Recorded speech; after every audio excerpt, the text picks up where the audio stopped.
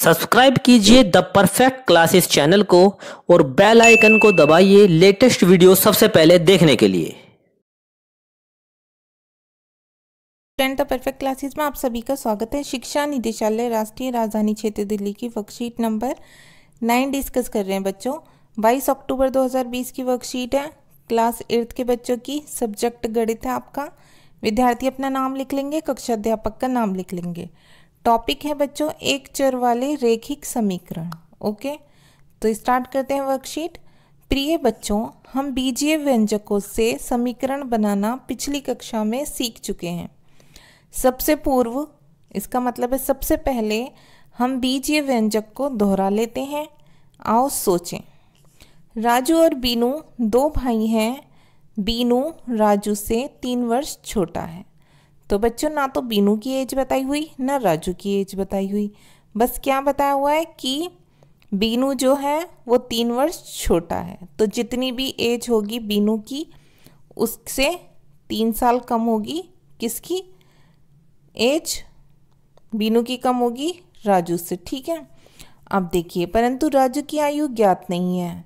तो जब राजू की आयु हमें ज्ञात नहीं है तो राजू की आयु हम मान लेते हैं x। ठीक है, तो बीनू की आयु कितनी हो जाएगी? उससे 3 वर्ष कम है तो उसकी हो जाएगी x-3।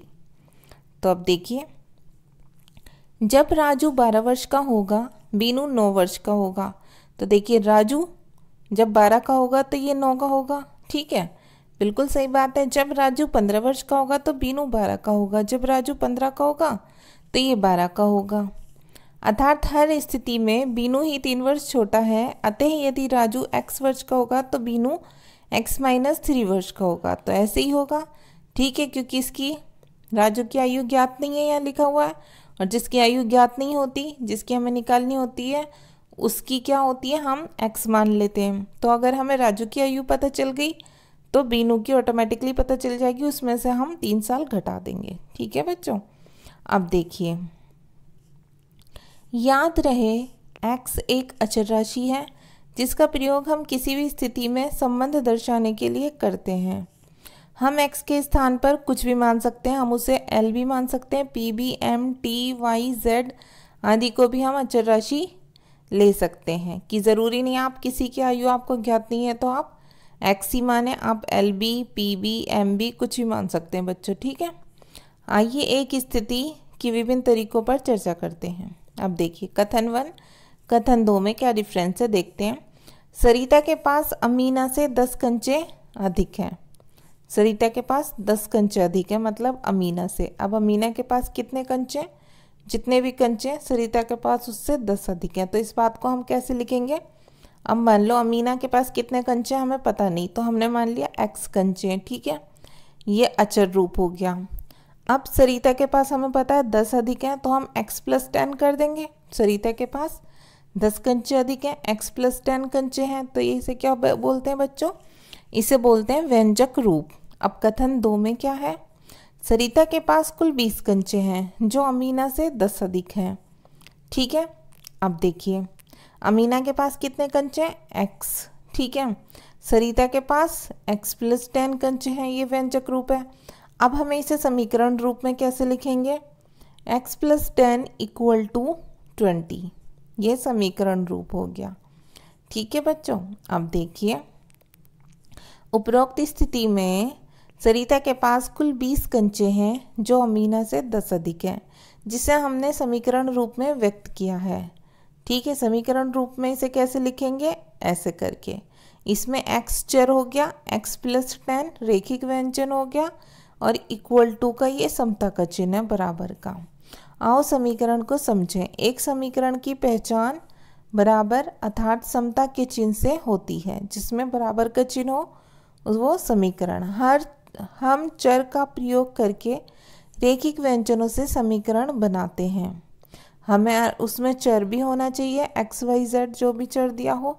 ठीक है बच्चों, अब समीकरण में क्या होता है? बाया पक्ष बराबर दाया पक्ष होता है, मतलब left hand side = right hand side. ठीक है, अब x जितना भी है उसमें 10 प्लस करेंगे तो कितना हो जाएगा? 20। अब x 10 है मान लो, अब उसमें +10 कर देंगे तो 20 हो जाएगा। समीकरण का हल क्या करेंगे, समीकरण के दो पक्ष तुला के पलड़ों की तरह होते हैं, जो तुला के पलड़े होते हैं, तथा दोनों पक्षों में हम जमा घटा गुणा भाग संक्रियाएं कर सकते हैं, उसमें ये सब की जा सकती हैं। अब देखिए, निम्न समीकरणों में से एक चर वाले रैखिक समीकरण छांटिए तथा समीकरण की क्रम संख्या पर गोला लगाइए। तो देखिए, निम्न समीकरणों में से क्या करना है, हमें एक चर वाले रैखिक समीकरण छांटने, रैखिक भी हो, जो एक ही रेखा में हो, और एक चर वाले भी हों। ठीक है, अब बच्चों एक चर वाले कौन से होते हैं मैं अभी बताऊंगी, पहले हम गोला लगाते जा रहे हैं। ठीक है, देखिए x + 3 = 5। ठीक है, अब ये एक चर वाला समीकरण है और ये रैखिक समीकरण है, तो हम इस पर गोला लगा देंगे। ठीक है, ये एक चर वाला है, रैखिक है। 3y + 5, इसमें देखिए बस x आया, इसमें ओनली y आया। 3y + 5 = 2, ये भी रैखिक भी है, एक चर वाला भी है।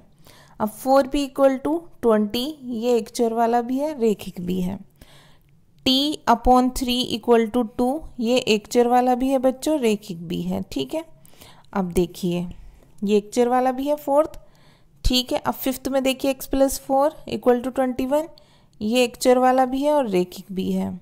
अब इसे देखिए 3y + 2x + -5z = 9। अब देखिए बच्चे, इसमें y भी है, इसमें x भी है, इसमें z भी है, तो ये एक चर वाला तो है, लेकिन ये रैखिक तो है, लेकिन ये एक चर वाला नहीं है, क्योंकि एक चर वाला कौन सा है, जिसमें या तो x आए बस एक ही बार, जिसमें या तो y आए एक ही बार। ठीक है, p आया है एक ही बार आया है, t आया है एक ही बार, इसमें x आया एक ही बार आया, तो ये सब तो थे एक चर वाले। लेकिन इसमें एक से अधिक चर हैं, इसमें y भी है, x भी है, z भी है, ये रैखिक तो है बच्चों, लेकिन ये एक चर वाला समीकरण नहीं है, तो हम इस पर गोला नहीं लगाएंगे, इस पर हम क्रॉस कर देंगे। ठीक है, अब देखिए इसमें आ जाइए, 2x + 4 = x। अब इसमें x 2 बार है, लेकिन x एक ही चर आया है, x ही आया है 2 बार, तो ये क्या है, ये रैखिक भी है और एक चर वाला भी है। अब इसमें देखिए x + y = 3z, तो इसमें x भी आया, y भी आया, z भी आया, तो ये रैखिक तो है, लेकिन ये एक चर वाला समीकरण नहीं है, तो इस पर भी क्या कर देंगे, हम क्रॉस कर देंगे। तो देखिए फर्स्ट, ठीक है, सेकंड, थर्ड, फोर्थ, फिफ्थ और सेवन्थ, ये क्या है आपके, ये एक चर वाले रैखिक समीकरण हैं। और 6, ठीक है, इन पर हम राइट लगा देते हैं, 6 and 7, सॉरी 8, ये क्या है, ये नहीं है। ठीक है, 6 और 8 नहीं है, तो हमने इस पर ये 6 और ये 8 ये नहीं है एक चर वाले रैखिक समीकरण। ठीक है, बाकी first, second, third, fourth, fifth और सेवन्थ, ठीक है, ये सब एक चर वाले रैखिक समीकरण हैं। तो आई होप आपको अच्छे से अपना आंसर पता चल गए होंगे। ओके बच्चों, अगर आपको मेरी वीडियो अच्छी लगी है तो प्लीज़ मेरी वीडियो को लाइक कीजिए, शेयर कीजिए, हमारे चैनल को सब्सक्राइब कीजिए। Thanks for watching.